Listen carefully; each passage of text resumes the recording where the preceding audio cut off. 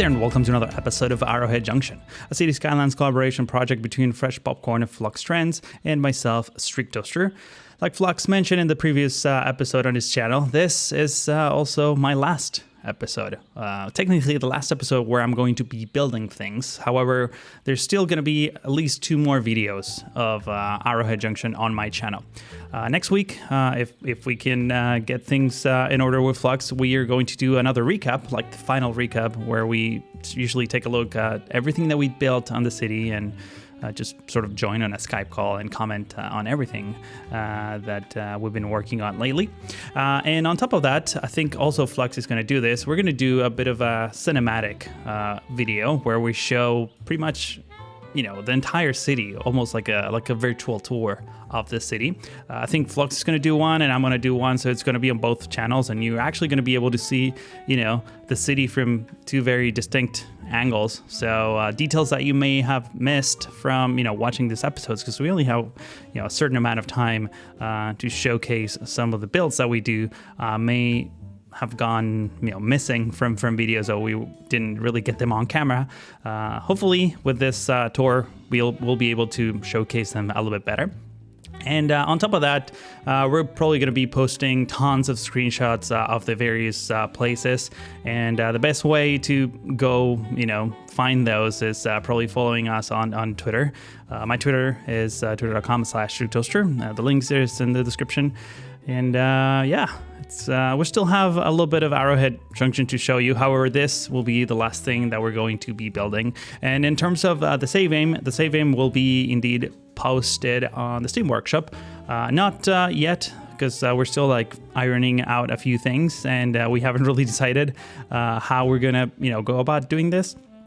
But yeah, please refer to the recap episode for details on how to get such save game. So we're starting things off by, well, I was watching Flux's latest video just a few days ago, and he basically created a massive transit network that connects sort of the major urban centers in Arrowhead. And I realized that one of the bus lines, the one that connects Lone to Arrowhead Village, actually has to go all the way to like the freeway, basically very, very far away in order to get to Lone. And something that I've been wanting to do for quite some time actually is have a bit of a shortcut route between Arrowhead Village and Lone, which is what I'm working on right now. This whole first segment of the time lapse was me creating a national road that connects Arrowhead Village directly to the you know, the industrial area and the steam plant near Lone. And obviously this was a great opportunity to work on a few very simple interchanges, as you can see me do here. Just adding, you know, we're connecting this like 2 or 4-lane avenue actually with the national road, and just decided to play with the decals and the road markings just a little bit in order to make it a little bit more realistic. Again, this is pretty simple, but with the help of you know, the Transport Manager mod and things like that, it actually makes things really, really easy. And originally, I had this construction zone connected to the main avenue, this 4-lane avenue. So I had to move it because since Flux sort of extended the residential area, it almost feels like it was that construction zone was actually blocking the access to this shortcut road that we have here in the back. So I decided to move it because I really liked how it looked, but the position after you know, the residential development came to be, it was off. Like I needed to move it. So it took me actually, it glitched my game quite a bit when I did that, to be honest. I first tried to like basically select the thing, make a copy of it, paste it somewhere else. That way, you know, the nodes weren't connected. And then I tried to move it and it just like glitched my entire game. So I had to restart a couple of games. And the only way I was able to get it to, you know, move was by copying and pasting in a different spot, not necessarily clicking and dragging. I think there's so many elements that were selected when I did that, you know, Move It mod just refused to help me with that. That being said, As you can see here, I created several access points to the city. You're going to see them at the end in like a aerial shot cinematic thing. But basically now there's a much rich connection between Arrowhead Village and this road that also, mind you, connects to not only Lone but also the steam plant and the oil wells and some like neighborhoods that Fresh Popcorn did a while back in that area. So it's actually serving multiple people. And I was also playing heavily, and this is going to be a very heavy in terms of okay, let me rephrase that. I'm playing heavily with Ploppable Asphalt mod, and this is a episode where I'm going to be working with that mod quite a bit. I started first by working on this intersections and just expanding sort of the footprint of the asphalt here, just to make things blend in a little bit better.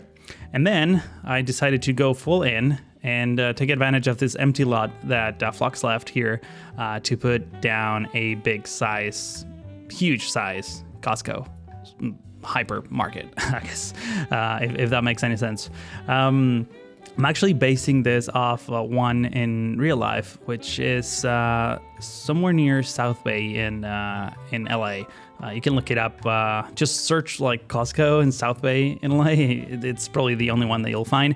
It's just a huge building, and it's cool because we're using this modular sort of Costco asset that actually looks great, and you can just rotate it and configure it in multiple ways, which is kind of what I did here. And with the Ploppable mod, actually, I was able to sort of get like rich looking, not rich as in like money, but rich as in like detailed road connections between them, and also have like seamless parking. And you're going to see that in a moment. I'm sure you also already saw it on the thumbnail of the video, but using a combination of curbs and Ploppable asphalt and the parking lots themselves, I was able to create a pretty realistic parking lot, to be honest. And I also was working on a technique that I talked about it on Twitter this last couple days, and that I'm going to show you now because I'm actually really excited. You see, I'm using the pedestrian concrete road and not the regular concrete road.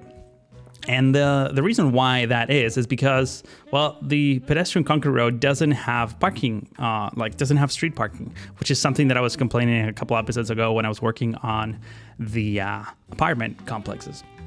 And the first issue that I had is that I used Ploppable asphalt and over this pedestrian concrete road, and it was invisible. Not invisible, but it was like on the Z-axis, it was a little bit above, which meant that the Ploppable asphalt wasn't visible, or wouldn't cover the pedestrian concrete road.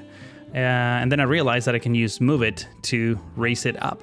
And that was it. Like, that completely fixed the situation there.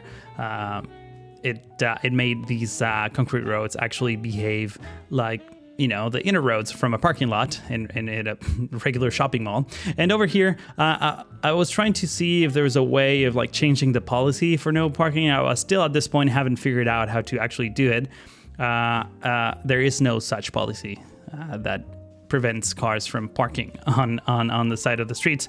But here you go. As you can see, I'm racing the Ploppable asphalt, and everything looks great. One problem I did had that I also found a solution to was the bollards that automatically get generated once you put down these pedestrian concrete roads. And the workaround, around that is to actually create a node very close to where the bollards are. So if you create an intersection right next to the bollards actually are going to be gone.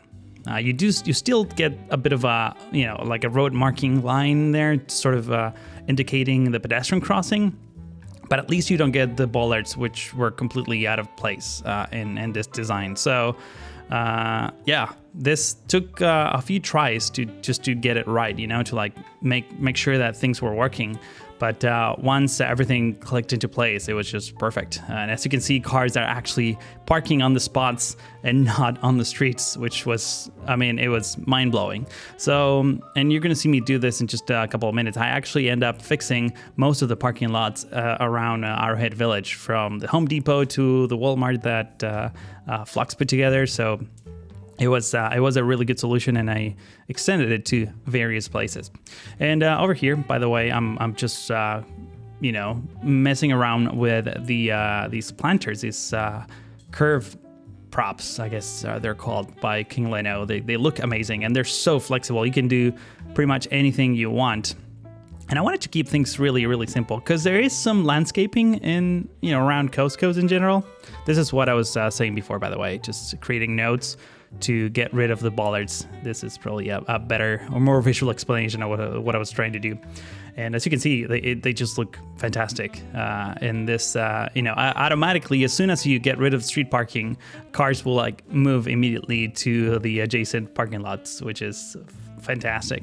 And one thing that I'm doing here, by the way, is since I know that I'm going to be adding curves, these new curve props next to the to sort of mark the limits of the pluggable asphalt mod, I wanted to sort of convert the roads back to the one, this like asphalt road, just to know exactly where the edges of each road are. Because for the most part, when you do the concrete pedestrian roads, you just see the edge of the concrete. Like I'm putting down curves right around there, but there's some inner, lanes for pedestrians as well as cars that sometimes it's more useful to just convert it to a different road, use that as a guide. I mentioned this in my CNews series, by the way, but so I may be repeating myself, but I think it makes sense what I'm doing here. Just using that as the, as a reference, put down the curbs and then convert it back to the pedestrian road. Oh man, I'm talking about so many different things all at once, so I do apologize for that. But hopefully it makes sense. If not, you can let me know in the comments if you have questions, and I'll try to clarify as much as I can. This is all pretty simple overall. It takes quite a bit of work, to be honest, to get it to look right. As you saw there, I put down the pluggable asphalt, and it was like a layer down, so I used Move It to raise it up. And once it was up, I could just copy and paste as many times as I need, using the curved pieces to sort of, correct the rounded areas around those edges. Using triangles too, by the way, helps a lot. It doesn't have to be perfect, and honestly, the curved prop that I'm using on the side of the road actually helps hide the imperfections quite a bit. So I highly encourage you use those in conjunction with the pluggable asphalt. So I hope to see many parking lots like this in the future from the community, because they do look so much nicer than just putting down concrete parking lots for no reason. I think I might be wrong, but I think I've read that Ronix is also working on like 2 versions of pluggable asphalt that so you can basically have multiple shades of color. So basically, in case you don't know, I should probably start it with this, but pluggable asphalt actually is it's a mod. It's basically like a fancy type of decal where you can just switch the shade of the color to match the road. There's like sliders in the settings that you can change in order for the texture of the asphalt to match the ones on your road. And what I think Ronix is working on is on a version of pluggable asphalt that actually has like 2-3 different variants. So if you have like different shades of asphalt, you can match them as well. Quick parenthesis here. There's I talked to Flux about this, so he was like cool with it. I think he was actually, I can't remember. I know I mentioned this to him, but I don't know if he ever replied.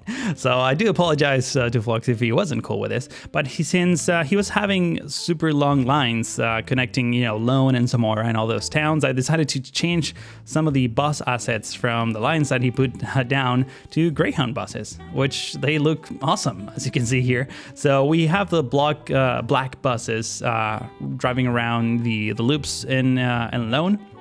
Sorry, in Arrowhead Village, but we do have Greyhound buses, covering the long distances. and they actually look rather nice. In the examples that you saw before during the time lapse, I know there were like one right before the other, but as soon as you let the game run just for a few minutes, they start spreading out more evenly. So it doesn't look so, unrealistic. And I did some like tweaks around the train station in Arrowhead Village to avoid some, not parking, but like traffic issues that we were having. Man, again, I'm covering so many topics, and this was actually me recording this episode. I was just all over the place, like jumping, like coming up with ideas. And it's like, oh wait, I need to stop doing the Costco. I'm gonna go do buses now. Oh, I need to stop doing that. I need to go do some like road intersections and coming back to the Costco later. It was quite a process, but it was definitely a lot of fun. And, here I'm just like playing around with having some pedestrian crossings that don't look like, like plain old, asphalt. So I was trying to sort of replicate the things that you can't really customize using the pulpable asphalt mod. So for example, those, little pedestrian crossings that you see that connect to like the 3-lane road, that is a texture that is at a different level. So if I use pulpable asphalt to cover over all of that, you have this like gap, like a floating kind of gap that you can cover using decals, but it doesn't look that great. So I try to have some areas that are not 100% asphalt. In this case, they're the shade of the concrete below that mimic a bit of a pedestrian crossing, which I think looks rather nice. And actually, one important thing about the pulpable asphalt mod, in case you didn't know, is that if you zoom out, they don't despawn. These are not regular decals. These are, things that you can see from way above when you zoom out. And okay, so changing subjects for a second again. What I'm doing here is all those copies of warehouses. That was a trick that Flux has been doing sneakily in the back to sort of fix the demand for basically for industrial and trying to balance the RCI. So he plopped the same building multiple times into one spot. The problem was that there was 1 or 2 buildings at the bottom of all of those that actually burned. So I had to move it to move all of the instances to one side, then delete the burned ones at the bottom, and then undo all the changes to bring it back to what it used to look like. And then I realized immediately after that I can just go ahead go into the settings of Rico and tweak the worker count and add more realistic numbers, because like for example the refinery, like that whole refinery thing that Flux did, was only employing like 200 people, which is, I mean, it may be realistic in real life, but in terms of the game, there's definitely a lot more people that need jobs. And since it's such a big facility, I figured that it make more sense for them to provide a few more jobs. So I went ahead and just tweak the Rico settings so that buildings actually provide more jobs, and that sort of fixed the RCI and also saved our frame rate count too, because now we don't have to have 3 copies or 3,000 copies of the same building just plopped over and over again. So that was also a good thing to fix.